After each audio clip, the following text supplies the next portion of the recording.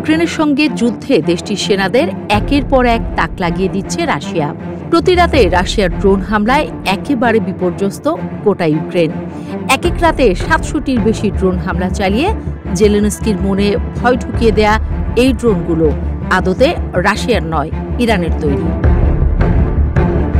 CNN বলছে ড্রোনগুলোর বেশিরভাগ দ্রুতগতির কিংবা উচ্চ প্রযুক্তিরও নয়, বরং সস্তা হওয়ার কারণে এক এক রাতেই ৭০০টির বেশি ড্রোন ছুটতে পারছে ক্রেমলিন। বিশেষজ্ঞদের মতে ইউক্রেনের আকাশ প্রতিরক্ষা ব্যবস্থার ভিত কাঁপিয়ে দিতে এইসব ড্রোন ব্যবহার করছে পুতিন।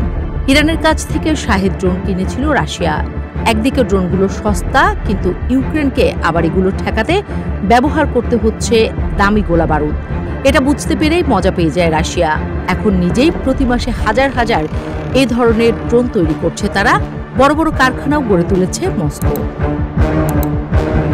শাহেদ 107 হল ইরানের তৈরি এক উন্নত মানের সুইসাইড ড্রোন, যার প্রতি ইউনিটের দাম প্রায় $4,60,000 মার্কিন। ইরানের আগেও শাহেদ 131 ও 136 মডেলের ড্রোনের জন্য আলোচনায় ছিল, তবে শাহেদ 107 সেই লাইন আপের এক ধাপে গিয়ে। এটি শুধু বিস্ফোরক বহন করে আঘাত হানতে পারে না, বরং গোপনে নজরদারি চালানো, টার্গেট এলাকায় দীর্ঘ সময় ঘোরাফেরা করা এবং নির্ভুল আঘাত হানার ক্ষমতা রাখে। শাহেদ 107 ড্রোনটি মূলত পিস্টন ইঞ্জিন চালিত। এতে রয়েছে আধুনিক জিপিএস ও ইনফ্রারেড গাইডেন্স সিস্টেম, যা শত্রুর অবস্থান চিনে নির্দিষ্ট সময়ে আক্রমণ চালাতে সক্ষম। ড্রোনটিতে যুক্ত রয়েছে লাইভ রিকনেসান্স ক্যামেরা, যা রিয়েল টাইম লক্ষ্যবস্তু শনাক্ত করে এবং চূড়ান্ত হামলা পরিচালনায় সাহায্য করে। এছাড়া এর 20 থেকে 25 কেজি বিস্ফোরক বহন ক্ষমতা রয়েছে, যার ফলে আঘাত হানার সময় ব্যাপক ধ্বংসযজ্ঞ ঘটাতে সক্ষম। একটানা 1500 কিলোমিটার পর্যন্ত উঠতে পারে শাহেদ 107, আর সর্বোচ্চ গতি ঘন্টায় 250 থেকে 300 কিলোমিটার। নির্মাণে ব্যবহার করা হয়েছে কম্পোজিট ও স্টিল প্রযুক্তি, যা শত্রুর রাডারে সহজে ধরা পড়ে না।